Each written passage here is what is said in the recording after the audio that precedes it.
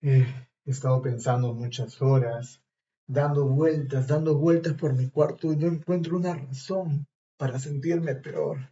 Me miro en el espejo y me siento horroroso porque miren, estoy gordo, tengo mucho sobrepeso. Miren esta masa que se ha juntado acá, lo único que hace es darme un mal aspecto. Pero ya tengo una idea. Tengo que bajar de peso. Porque ese es el ideal. Yo quiero llegar así, quiero ser delgado, porque ser delgado es ser hermoso. Muy buenos días, querido profesor, buenos días, compañeros. El día de hoy me ha tocado hablar sobre Nada de carne sobre nosotros, eh, cuya autora es Mariana Enríquez. Mariana Enríquez es una autora contemporánea que nace en 1973 en Argentina. Se caracteriza por tener temática gótica, asimismo también juega con la fantasía y temas cinematográficos. Asimismo podemos encontrar en lecturas, un ejemplo del que voy a hablar el día de hoy, eh, también podemos encontrar temas como eh, la, la protesta ante ciertos eventos sociales que pasan en la actualidad y en el entorno de la autora. Recordemos que en estos años donde se encuentra la autora, existen problemáticas en su país, secuestros, existen eh, diferentes problemas políticos y económicos que ella va a exponer y nada de carne sobre nosotras. Si nosotros analizamos desde el título, podemos darnos cuenta de, de una cruda realidad, de una cruda realidad de no aceptar carne sobre las, sobre nosotras. ¿Qué quiere decir nosotras? No está utilizando un género general, está utilizando un género específico, siendo el género femenino, siendo el género femenino. Entonces nos encontramos ante una autora de sexo femenino hablando y protestando sobre algo en concreto que hablaremos a continuación que le pasa a las mujeres. Eh, la historia comienza así. En primer lugar, se encuentra en primera persona. Es prácticamente un monólogo, puesto que no hay una interacción o un diálogo en concreto, ¿no? Ese es el primer punto. Podríamos hablar que el primer punto es un monólogo, puesto que, puesto que el personaje principal, cuyo nombre no se sabe, es anónimo, nunca nos lo revelan, empieza a divagar, nos empieza a contar, ella misma cuenta que ha conversado con su novio, ella misma cuenta que ha conversado con su madre, pero no hay una interacción directa donde el otro personaje intervenga, así que prácticamente es un monólogo. Otra característica importante de Nada de carne sobre nosotras es que hay giros en el tiempo. Los giros en el tiempo es constante en esta lectura, ya que pasa de repente de un tiempo presente, de decir algo en específico en presente y luego retoma el pretérito, retoma el pasado al mencionar las vivencias que ella tuvo, ¿no? Como por ejemplo cuando menciona cuando su novio era delgado, ¿no? Y era bonito y era hermoso, ¿no? Y ahora en el presente, pues su novio veremos que es un ser con peso de más y que ella lo describe de una forma algo despectiva, que ya veremos más adelante. Asimismo, otra de las características es que aborda cuestiones reales. Y esto lo voy a explicar casi al final para primero conversar con ustedes sobre un pequeño resumen de esta lectura muy interesante, pero breve a la vez porque no cuenta con más de 4 páginas. Así que es una historia breve, ¿ya? El último punto que tocaré será de por qué debemos ser delgados, flacos, escuálidos, esqueléticos, ¿no? ¿Por qué debemos de ser así? Es lo que nos cuestionamos después de acabar de leer esa lectura. Entonces comencemos. El personaje cuyo nombre, como lo dije, no se sabe, empieza contándonos cuando ella, porque es un personaje femenino, está caminando hacia la avenida y en eso visualiza a cráneo, un cráneo que estaba postrado en las raíces, en la base de un árbol. Parecía olvidado, toda la gente pasaba, lo miraba, mas no hacía nada con él. Al cogerlo, al agarrarlo, se da cuenta que falta parte de su mandíbula y le echa la culpa, pues, a los odontólogos, maldiciéndolos e injuriándolos constantemente en la lectura. Eh, Le falta dentadura, se lamenta, lo busca por alrededor y al no hallarlo, pues se lamenta. Decide entonces, y acá es donde empieza prácticamente el nudo de la historia, es que ella se lo lleva a su casa. Al llevárselo a su casa, eh, lo acomoda bien, ¿no? Lo limpia, se da cuenta mientras está revisando, se da cuenta que hay una inscripción que dice Tati 1975. Y se empieza a preguntar, de repente este cráneo fue de un ser llamado Tati, que nació en 1975. Pero no, si de repente estaría actuando mal si hago eso, porque podría pasar también de que le pertenece a una tal Tati, o podría ser que de repente sea el código de algo. Mejor simplemente la voy a llamar Calavera. Calavera la voy a llamar simplemente. Y para ser mejor más prácticos, la llamaré Vera. Entonces, nos encontramos con el primer personaje que aparece, que es, disculpen, el primer personaje que aparece es anónimo, porque no nos dice el nombre, es la mujer, ¿ya? Es un ser anónimo. El segundo personaje que entra en acción es Vera, que no es más ni menos que una calavera, a la cual le falta parte de su mandíbula. Y en eso llega un tercer personaje a la historia.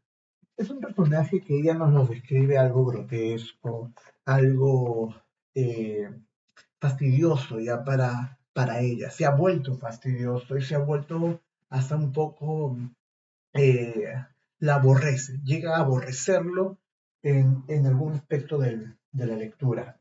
Acá está, su novio. ¿Ya? Entonces tenemos a esos tres personajes. Su novio, si más no me equivoco, se llama Patricio. Tenemos a estos tres personajes. El novio sí presenta un nombre. Aquí ya viene también otro asunto de análisis. El novio sí presenta un nombre, pero el personaje principal, que es la que ocasiona toda esta historia, no tiene un nombre, no se identifica con un nombre. ¿Ya? Entonces vemos que cuando el novio llega, ella nos narra, de manera ya un poco aburrida también, nos dice que el novio entra, se sienta y ni siquiera se da cuenta de que hay un cráneo ahí presente, hasta que pasa un tiempo y lo ve. Se asusta y le dice, ¿cómo has traído esto? Empieza a haber un conflicto entre estos dos personajes y lo que ella decide es agarrar a Vera y llevárselo a su dormitorio. Espera, ¿no? El novio pensando de que ella saldría, ¿no? Y le prepararía su cena, ¿ya? Acá también vemos de repente un pequeño podría decirse, acto machista quizá, donde la mujer tiene que preparar el almuerzo y estar a la dispensa del hombre cuando llega de trabajar, ¿no? O llega a la casa simplemente. Eh, entonces ella se encierra ahí y el hombre lo narra ella misma, no es capaz de prepararse algo, no es capaz de salir y comprar en un restaurante porque le va a salir lo mismo que lo que hace, que es pedir delivery. Pide un delivery y ella se queja, por eso está gordo, ni siquiera quiere salir a caminar. Está gordo, ya no sé por qué sigo con él, se cuestiona constantemente. Pero a lo largo de la historia vemos cómo este personaje sin nombre empieza a humanizar de alguna manera a Vera. ¿Qué hace primero? Pues va y compra unas trenzas de color rubio y se lo coloca, ¿ya? Lo empieza a humanizar, Ya no es simplemente ese cráneo sin mandíbula. Ahora es un cráneo que empieza a tener cabello. Más adelante dice, no, ¿por qué tiene una... ¿Por qué si nosotros se cuestiona, tenemos nariz, por qué cuando morimos y nos convertimos en una calavera, perdemos esa nariz? ¿Es que acaso no tenemos hueso acá? Si yo me toco y siento hueso, ¿o será simplemente un cartílago? Se empieza a cuestionar.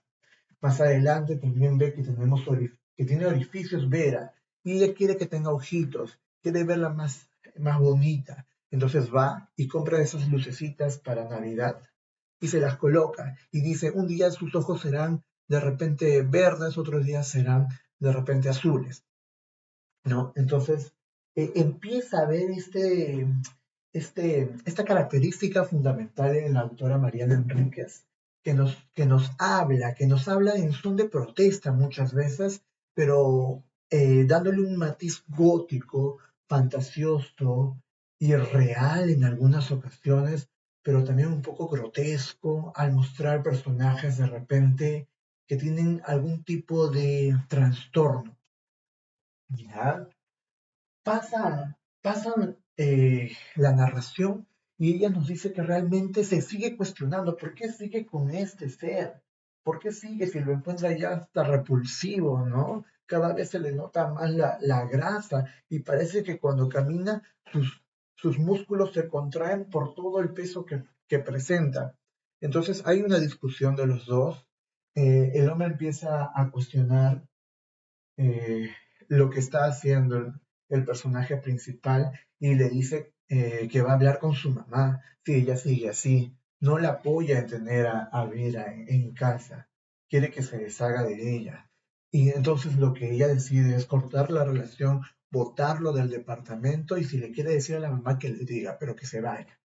Entonces el novio se va, el novio se va ¿ya? Y ella sigue estando tranquila y se cuestiona, ay, tú eres muy delgadita, te ves muy bonita, ahora con tu peluquita te ves muy bonita, yo también quisiera ser así. Entonces empieza a dejar de comer, empieza a dejar de comer, mejor las carnes no, ¿ya? Y su comida, las raciones de su comida se van disminuyendo. Llega su madre, abre la puerta y ella dice, bueno, la única que tiene llave es mi mamá porque a mi novio ya le quité las llaves. Entonces su mamá le dice, ¿está pasando algo contigo? No, mamá, simplemente estoy triste porque ya se terminó la relación. Y ella le dice, ¿es cierto que tienes una calavera? Sí, mamá, pero él está exagerando, le dice. Él está exagerando, yo solamente lo he traído porque acá pienso hacer una fiesta con temática, no sé, tipo Halloween, ¿no? Y yo estoy organizándola, a ver qué te parece, ¿no? Y bueno, la mamá lo encuentra un poquito medio raro, pero a la vez entendible. Y bueno, se marcha. Finalmente, ella, quiero, quiero citar esta frase que utiliza ella, que dice así. Vera y yo, mira, escuchamos. Dice así, Vera y yo vamos a ser hermosas, livianas, nocturnas y terrestres, hermosas las costras de tierra y sobre los huesos esqueléticos, huecos y bailarines, nada de carne sobre nosotras. Es lo que manifiesta el personaje, ¿verdad? Es lo que manifiesta el personaje. Y con esto podemos encontrar una conclusión. La conclusión es que para este personaje, gordura es sinónimo de fealdad, es sinónimo de ser mal visto ante la sociedad, ¿no? Asimismo vemos el machismo generalizado social ante estas mujeres gordas que simplemente están en casa y que el hombre le dice tienes que estar más delgada, ¿verdad? Asimismo, lo ve relacionado la gordura con la estupidez y el aburrimiento, mientras que por otro lado, ella ve a la hermosura como la delgadez, la juventud, la belleza, ¿no?